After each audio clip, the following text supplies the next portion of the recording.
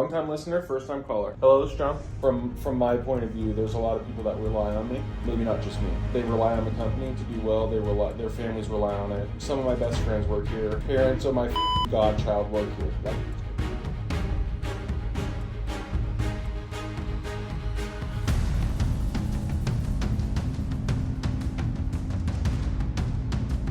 That's how it works. Hello, this is John. Okay, deal.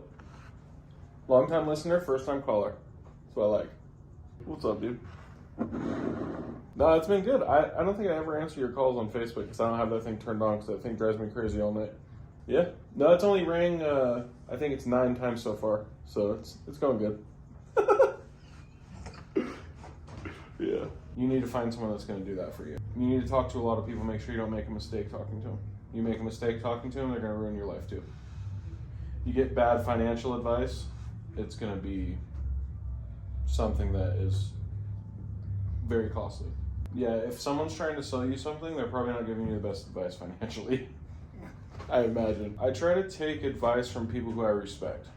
Like, if I don't respect what you've done or what you've done for yourself or your family or some portion of what you've done in your life, I'm not going to take advice from you regardless of what you say. I might entertain a conversation. You know, I can talk back and forth with people and you might learn something, but I'm not going to be like, well, upside down every investment I ever had and I'm going to go with this guy. No, that.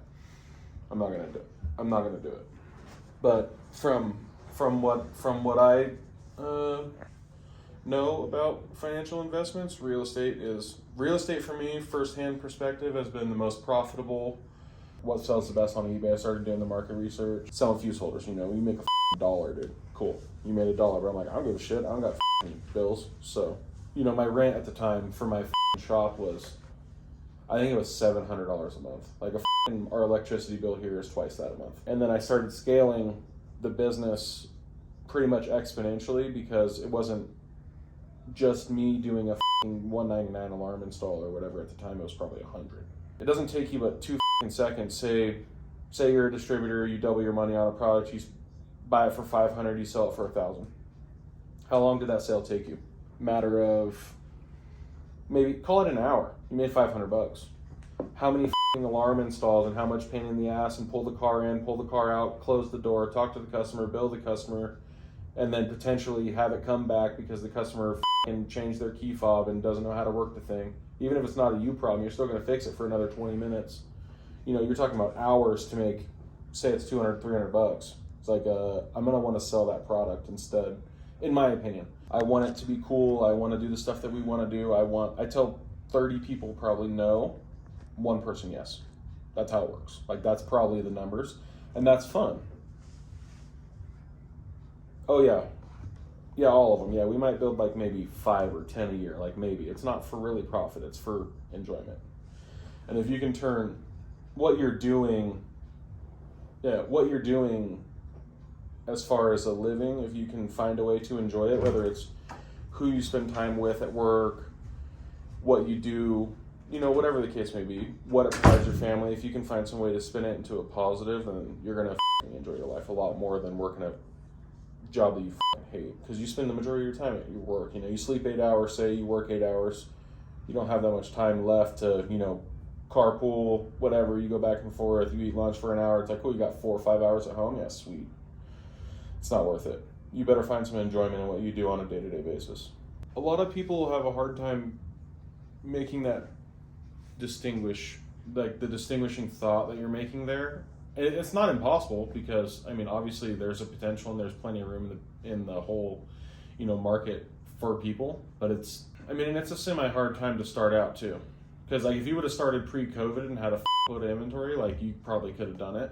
But right now with I think the market cap in car audio is probably going to be 2/3 or half what it was 2 years ago this year type of deal. So it's becoming harder and harder, and it's going to be increasingly hard, not to deter anyone, but it's going to become increasingly hard to catch up. Because no matter what, if you're in a retail location, you'll have more opportunity. What that opportunity is worth, I don't know. Yeah, you can't do anything. Not allowed to have fun. I'm generally pretty risky, I think. Or I'm maybe like a 5 out of 10 on the risk scale. I'm not like crazy risky anymore. I used to be really risky. If I have nothing to lose, I'm risky. But now thinking from my point of view, there's a lot of people that rely on me, or maybe not just me. They rely on the company to do well. Their families rely on it. Like, some of my best friends work here.